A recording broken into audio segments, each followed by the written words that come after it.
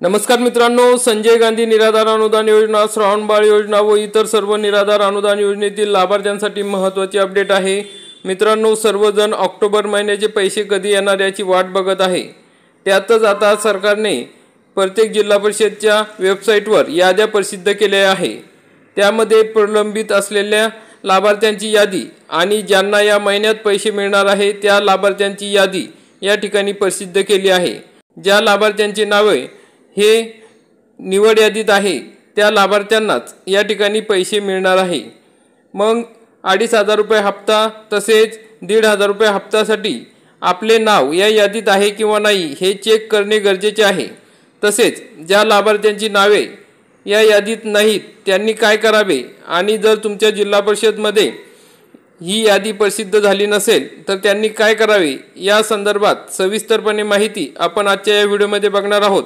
तरी मित्रांनो, अतिशय महत्त्वाचा असा हा व्हिडिओ आहे, तरी शेवटपर्यंत बघा आणि या महिन्याचे पैसे कधीपर्यंत मिळतील या संदर्भात सुद्धा महत्त्वाचे अपडेट आपण घेणार आहोत। तर मित्रांनो, व्हिडिओ सुरू करूयात। जिल्हा परिषद बुलढाणा या ठिकाणी याद्या प्रसिद्ध झालेल्या आहेत। बुलढाणा nic.in संजय गांधी योजना विभाग या ठिकाणी आपण गेलो तर मग बुलढाणा जिल्ह्यातील लाभार्थ्यांच्या याद्या बघायला मिळतील। पद्धतीने आपण या ठिकाणी टाकल्यानंतर अशा प्रकारची साईट ओपन होईल आणि आपल्याला दिसेल संजय गांधी योजना विभाग, संजय गांधी योजना शासन निर्णय व नमुना अर्ज। आपण संजय गांधी निराधार अनुदान योजना, श्रावणबाळ सेवा राज्य निवृत्ती वेतन योजना अशा प्रकारचे आपल्याला या ठिकाणी दिसणार आहे। त्याच्यानंतर खाली बघा इंदिरा गांधी राष्ट्रीय विधवा निवृत्ती वेतन योजना, राष्ट्रीय कुटुंब अर्थसहाय्य योजना आणि केंद्र पुरस्कृत योजनाचे आधार व्हेरिफिकेशन, प्रलंबित तालुक्यातील लाभार्थी यादी। मग या ठिकाणी जे प्रलंबित यादी आहे ती आपल्याला त्या ठिकाणी दिसणार आहे। या ठिकाणी बघा बुलढाणा जिल्ह्यातील संजय गांधी योजना लाभार्थी यादी। लाभार्थी यादी आपल्याला बघायची असेल तर आपण या ठिकाणी बघू शकता तालुका निहाय यादी दिलेली आहे। तालुका निहाय यादी आपण बघू शकतो। तसेच संजय गांधी योजना बघा तालुक्यांचे नाव दिलेले आहे। तालुका निहाय यादी आहे। श्रावणबाळ राज्य निवृत्ती वेतन योजना यांची तालुका निहाय यादी या ठिकाणी दिलेली आहे, आपण बघू शकता। आणि डीबीटी पोर्टलवरील आधार व्हेरिफिकेशन बाकी असलेल्या लाभार्थ्यांची यादी, आधार व्हेरिफिकेशन झालेले नाही त्यांची यादी खाली दिलेली आहे आणि ज्यांचे आधार व्हेरिफिकेशन झाले आहे त्यांची यादी वरती दिलेली आहे। तर मग आपण या ठिकाणी बघू शकता या लाभार्थ्यांची यादी, या लाभार्थ्यांची व्हेरिफिकेशन झालेले आहे, त्यांचे नाव या यादीत आहे, म्हणजे या लाभार्थ्यांना पैसे मिळणार आहेत। असे 182 पानांची ही PDF आहे।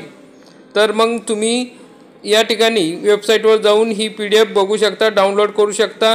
जर तुम्हाला बघायची असेल तर आपल्या टेलिग्राम चॅनलवरती ही PDF देण्यात आलेली आहे।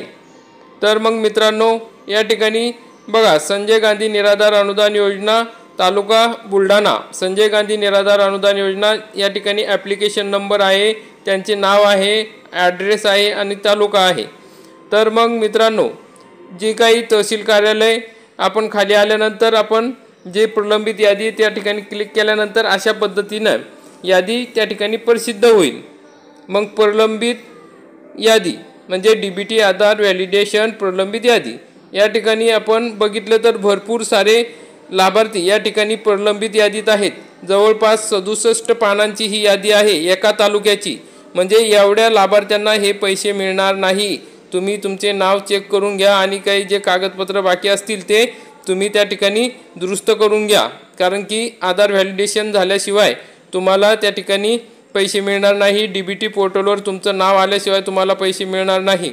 67 पानांची एका तालुक्याची यादी आहे। तर मग या सर्व तालुक्यांमधील किती लाभार्थी हे या अनुदानापासून वंचित राहणार आहे तुम्ही विचार करू शकता।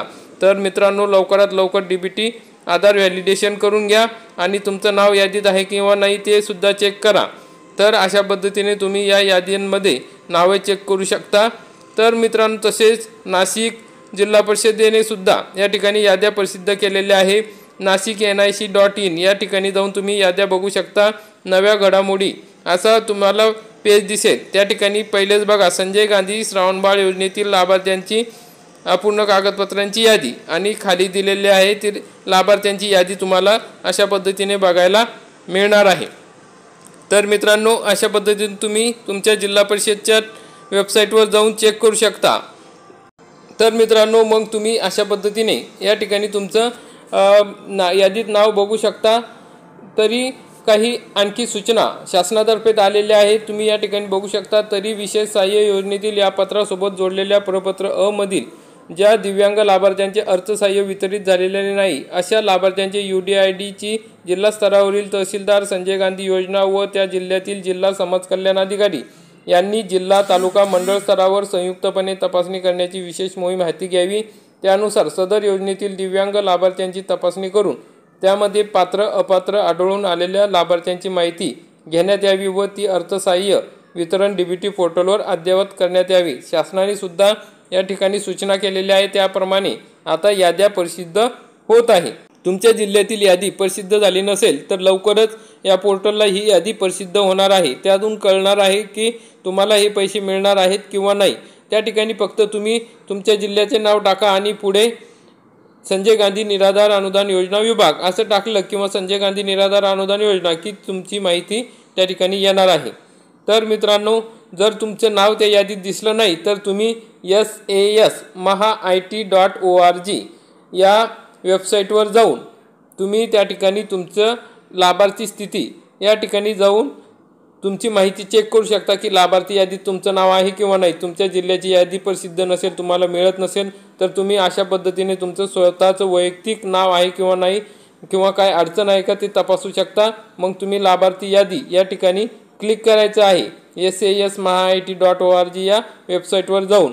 मग लाभार्थी यादीला क्लिक केल्यानंतर तुमच्यासमोर अशा पद्धतीने स्क्रीन येईल। त्या ठिकाणी बेनिफिशरी स्टेटस अशा पद्धतीची माहिती येईल। आधार क्रमांक टाकायचा, कॅप्चा टाकायचा आणि सेंड OTP किंवा गेट मोबाईल OTP अशा ठिकाणी या ठिकाणी तुम्ही क्लिक करायचं आहे। या ठिकाणी तुम्ही असे क्लिक केल्यानंतर तुम्हाला तुमच्या मोबाईलवर OTP येईल आणि तुम्हाला सर्व काही माहिती मिळेल। जर तुम्हाला तुमच्या मोबाईलवर OTP आला नसेल किंवा येत नसेल तर त्या ठिकाणी तुम्ही लगेच तहसीलमध्ये जाऊन तुमचा मोबाईल अपडेट करून घ्या, आधार कार्ड अपडेट करून घ्या, DBT अपडेट करून घ्या। यापैकी तुमचे काहीतरी कागदपत्र अपुरे असू शकतात, म्हणजे आधार कार्ड असू शकतं, हयातीचं प्रमाणपत्र असू शकतं, बँक पासबुक, DBT या सगळ्या गोष्टी तुम्ही तहसील कार्यालय संजय गांधी विभाग या ठिकाणी जाऊन चेक करून घ्या। तर मित्रांनो, आता प्रश्न पडलेला आहे की हे पैसे कधी मिळणार, ज्या लाभार्थ्यांची नावे व्यवस्थित आहे, लाभार्थी यादीत त्यांचे नाव आहे। तर मित्रांनो, आपल्याला माहिती आहे की शासनाने GR काढलेला आहे आणि त्या GR नुसार आपल्याला हे पैसे जमा झालेले आहेत। तर मग हा जो GR आहे विशेष सहाय्य योजनेतील लाभार्थ्यांना अर्थसहाय्याचे वितरण DBT पोर्टलद्वारे करण्याबाबतचा 25 सप्टेंबर 2025 रोजीच प्रसिद्ध झालेला आहे। तर मग जे काही सर्व लाभार्थी आहेत त्यांना ऑक्टोबर महिन्याचे पैसे हे देण्यासाठी शासनाने 720 कोटी रुपयाचे अनुदान मंजूर केलेले आहे। डिसेंबर 2024 पासून DBTद्वारे पैसे मिळतात। सप्टेंबर 2025 पर्यंत हे पैसे DBTद्वारे थेट लाभार्थ्यांच्या खात्यात जमा करण्यात आलेले आहे। आता राहिला प्रश्न ऑक्टोबर महिन्याचा, त्याचे सुद्धा पैसे हे शासनाने स्टेट बँक ऑफ इंडियाचं जे विशेष सहाय्य विभागाचं अकाउंट आहे त्या ठिकाणी ट्रान्सफर केलेले आहे। तर 5 तारखेला पैसे जमा होतात, म्हणजे 5 तारखेनंतर 5 तारखेला रविवार आहे, सोमवारी सकाळी म्हणजे 6 तारखेपासून 6 ऑक्टोबरपासून हे पैसे जमा होण्यास सुरुवात होणार आहे। तर मित्रांनो, जर काही तांत्रिक अडचण आली नाही तर हे 6 ते 10 तारखेच्या दरम्यान पैसे तुमच्या खात्यात जमा होईल। जर तांत्रिक अडचण आली तर 1-2 दिवस मागे पुढे होऊ शकते, परंतु या महिन्याचे पैसे शासनाने स्टेट बँक ऑफ इंडियाच्या खात्यात वर्ग करण्यात आलेले आहे, त्यामुळे हे पैसे लवकरच तुमच्या खात्यात जमा होतील। तर मित्रांनो, अशा प्रकारची महत्त्वाची अपडेट होती। जास्तीत जास्त आपल्या निराधार बांधवांपर्यंत हा व्हिडिओ शेअर करा। माहिती उपयुक्त वाटली असेल, आवडली असेल तर व्हिडिओला लाईक करा, चॅनलला सबस्क्राईब करा, बेल आयकॉनला क्लिक करा। धन्यवाद। जय हिंद, जय महाराष्ट्र।